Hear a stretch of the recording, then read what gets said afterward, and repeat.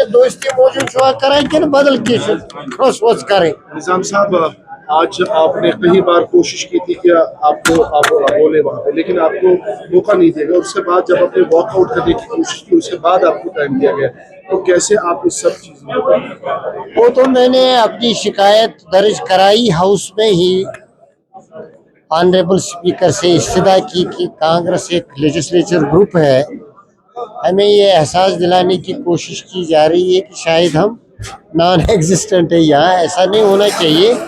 या हर एक रिप्रेजेंटेटिव को आवाम के सामने जवाबदेह होना होता है, उनके मसाइल हैं, और इस हाउस में राय जनी के लिए एक मौका फराहम होता है सेशन में ही, ताकि लोगों के मसाइल हम आप तक पहुँचाएँ, सरकार तक पहुँचाएँ आपके माध्यम से।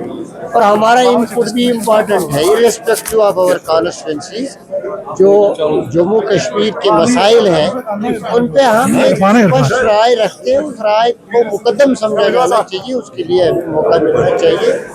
हम फैसला करेंगे अपनी पार्टी में भी, क्योंकि हमारे तमाम लेजिस्लेटर्स का ये शिकवा है कि हमें मौका नहीं मिल रहा है, हमारे सवालात नहीं लगते, रेजोल्यूशंस नहीं आते, कॉल अटेंशंस पे ज़्यादा टाइम नहीं दिया जाता, और अगर दिया भी जाता है कभी मौका तो उसमें बीच में इंटरप्शंस होती हैं, और शायद हमको सीरियसली संजीदगी से लेने की ज़रूरत है, जिसको स्पीकर ऑनरेबल स्पीकर को देखने की ज़रूरत है। आपको लग रहा है डिस्क्रिमिनेशन हो रही है? वो तो ओबियस था, कल से आप देख रहे हो, वो तो ओबियस लग रहा था कि शायद डिलिब्रेट नहीं हो सकता। हम तो ऑनरेबल स्पीकर की कदर करते हैं, हम नहीं कहेंगे डिलिब्रेट, लेकिन बाय इम्प्लीकेशन लगा डिस्क्रिमिनेशन, हमने शिकवा भी दर्ज कराया। एक बिल भी लाइक्स का भी विड्रॉ किया। तो बिल ह्यूमन राइट्स के हवाले से, क्योंकि हमारा जम्मू कश्मीर की लेवल पर रीऑर्गेनाइजेशन एक्ट के बाद ह्यूमन राइट्स इंस्टीट्यूशन कोई है ही नहीं। एक नेशनल ह्यूमन राइट्स इंस्टीट्यूशन है।